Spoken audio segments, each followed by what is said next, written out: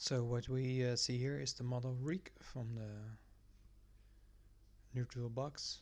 I primed the model with Zenithal Highlight, means Chaos Black Spray or Abaddon Black first, and then sprayed from the top with some white paint.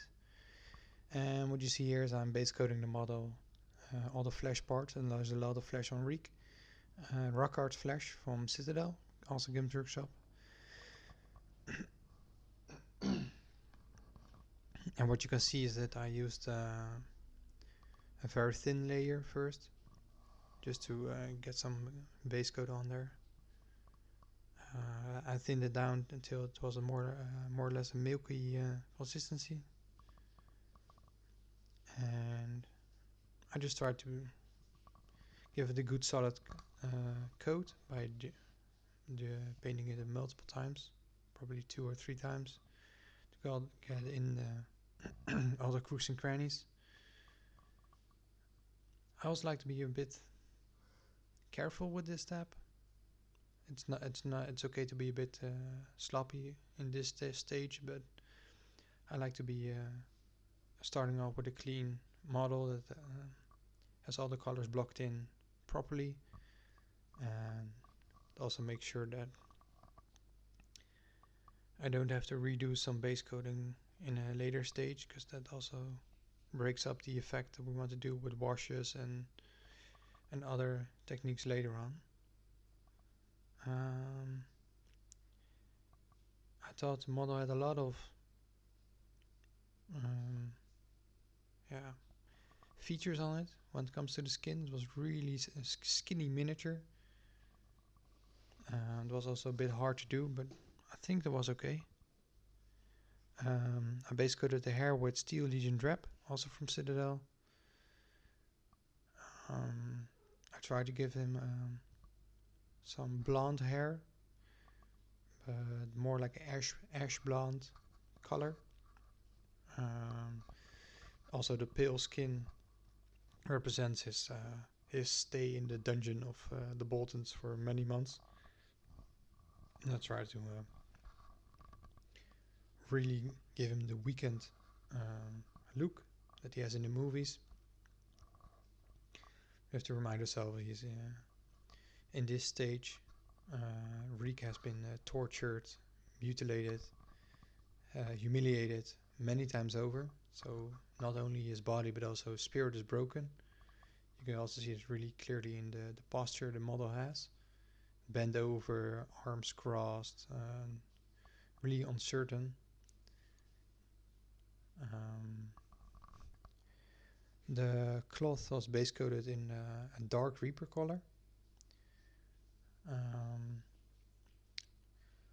I wanted to add in a bit of a blue color, but also a bit of blue-gray color that represents maybe a Stark outfit or leftover pieces of his Greyjoy outfit. Just a little bit of color to represent his house. As this is Reek, he's formerly known as Theon Greyjoy. I thought this color would be very suiting. I didn't like to give him a brown color, because then the model would have been too much single colored. I think the model would also have a little less contrast, because I want to use some purple, as you can see here, a bit of warmer tones to give his flesh a bit of a bit more warmth. I used Druchii Violet shade on this, also from Citadel. All colors are by Citadel, by the way. And because Rockart Flash is really pale color, and if you combine it with the purple shade, it will give him almost a bruised feeling, but also the feeling that he is very cold. It's like you get blossy cheeks on the winter's day. That happens all over your body when you're almost half naked. We'll let that dry.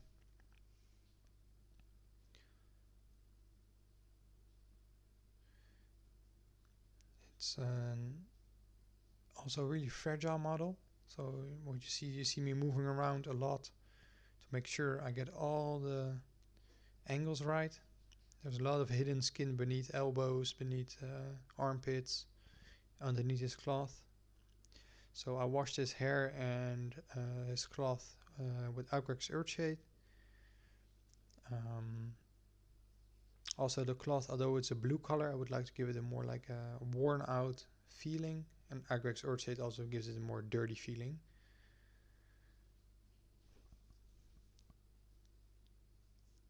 As you can see, I will now start applying after all the wash has been dried thoroughly. This can take up to 45 minutes, so be patient with that. Also continuously check if your wash is still wet or dry. But I start bringing back the rocket flesh color. Of course we can't leave him like a little purple man.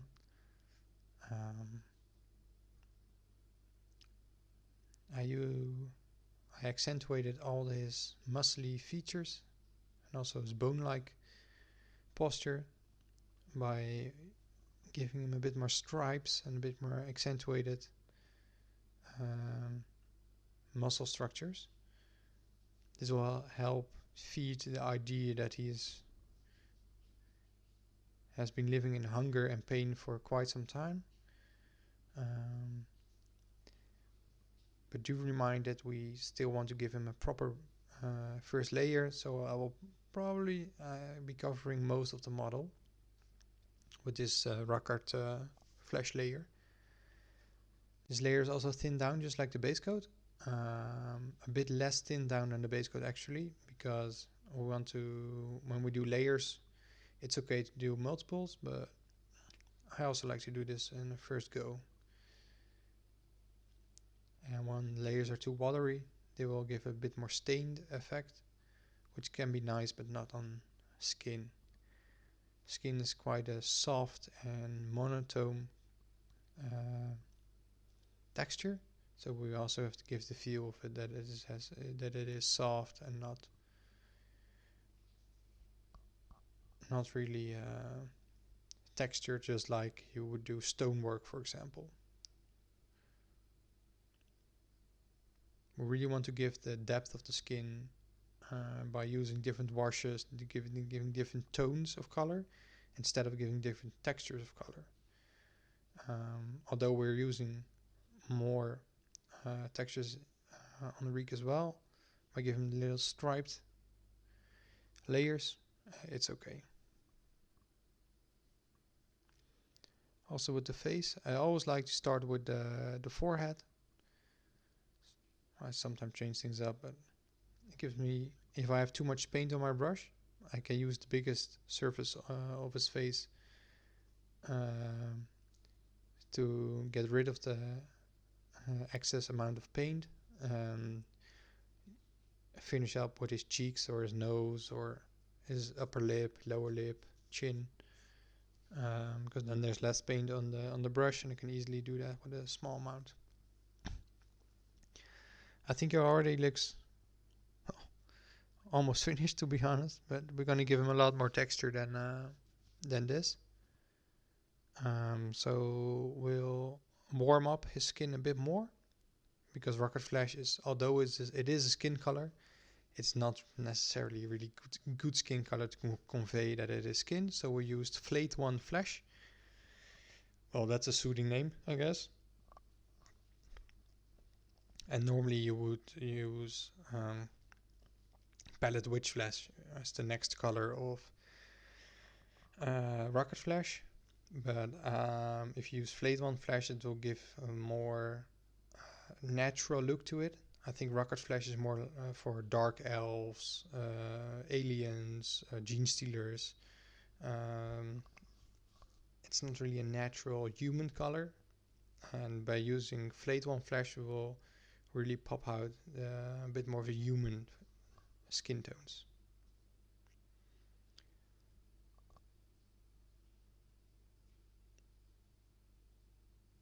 I really like to use this paint handle, by the way. I already got a new one from Citadel, but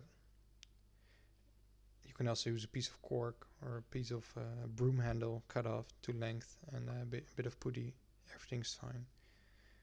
The downside of these bases is that they have a curved edge, so it's a bit harder to hold on to while you're painting. So then a painting handle comes in very handy. Oh.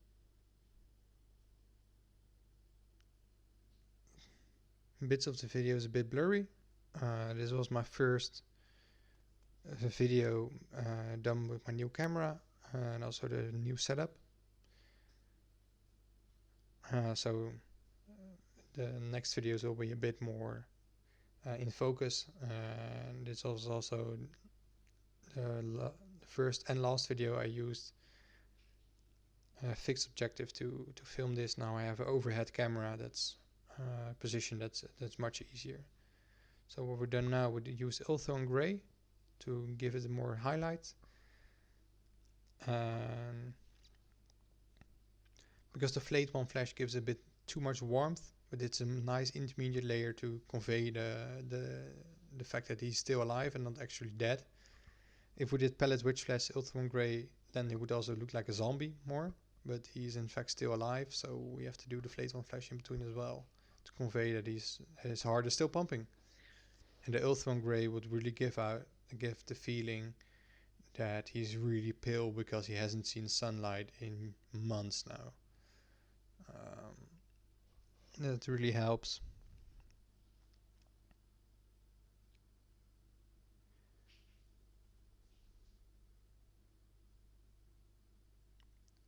Could I have done this differently? Yeah, probably. If I would have painted him again, I would probably have done it the same.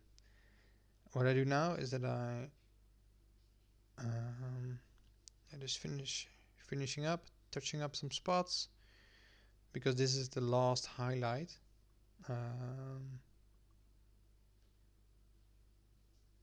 We will do some weathering on the skin. That might sound strange, but you guys can see here we use a really diluted crimson Kerber of Karaborg Crimson. It's a red shade, really thin down. I use this a lot on almost every skin color I paint, and I use it on the knees, the ankle, the knees, the feet, the knuckles, all the parts that stick out that can be bruised. I use this to convey a bit more thickened skin.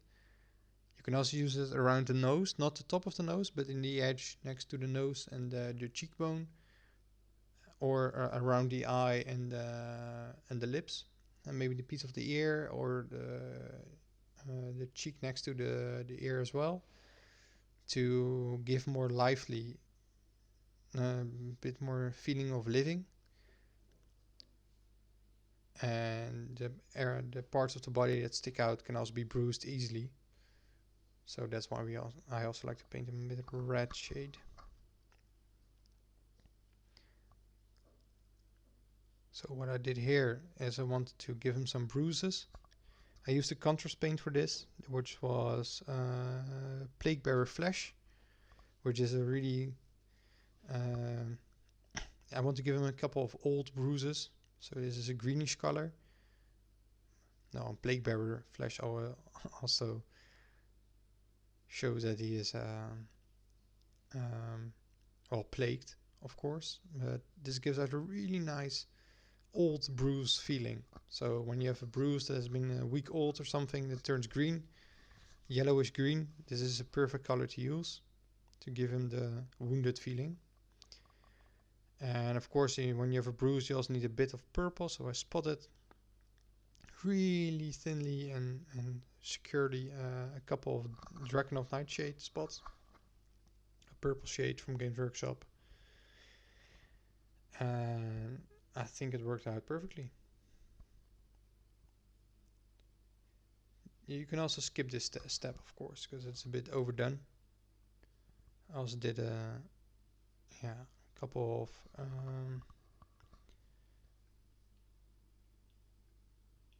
couple of stripes with somewhat flash wars, I guess, a regular flash shade or something, to give him a bit of dried up blood feeling. These are all additional, and this is just to show you guys what is possible. Sorry again for the out of focus and out of shot actually. This will happen less in the next videos. We've learned from I've learned from this first video, so bear with me.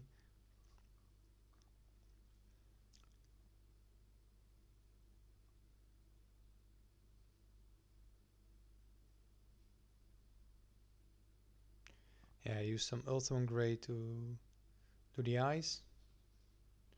I also like to do a bit of darkened spot in there first, so maybe a black or a brown. And then do a really light gray color as the eyes. And then just do a little pip in the middle that's black. And then you can also shade something away with a bit of red or a bit of flesh color, that's also fine. There's no easy way to do it.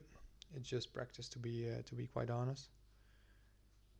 And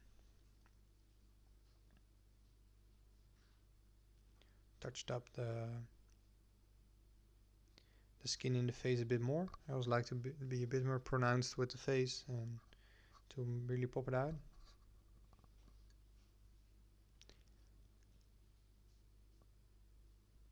I'm really curious if you like the wounded version of Reek, or would you like to paint him a bit more natural or less wounded? Yeah, I'm really curious. So let me know in the comments. Also, if you have your own version of Reek, show them off. I would love to see them. This is the hair. I painted it in the first layer of Steel Legion Drap again. And then we just do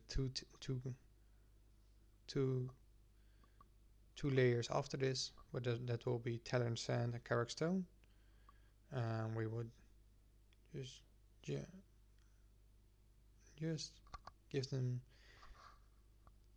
the feeling of individual hairs by painting stripes. And really be careful with this. Less is more. Also little dots on the back of the hair to give the raised edges also the feeling of being in the sunlight.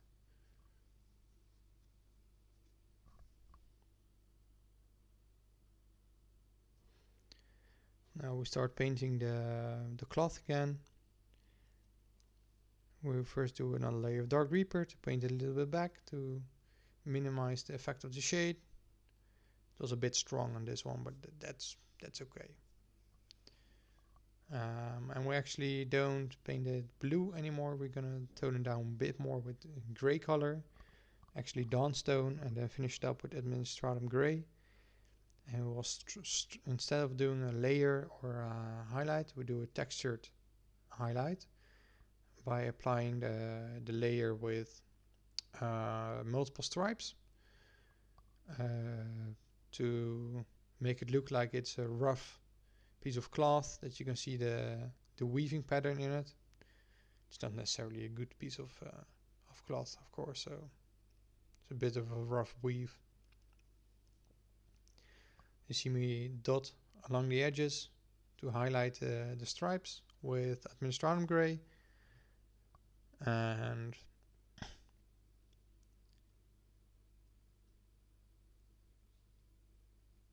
it's an easy way to give more interesting stuff to your model.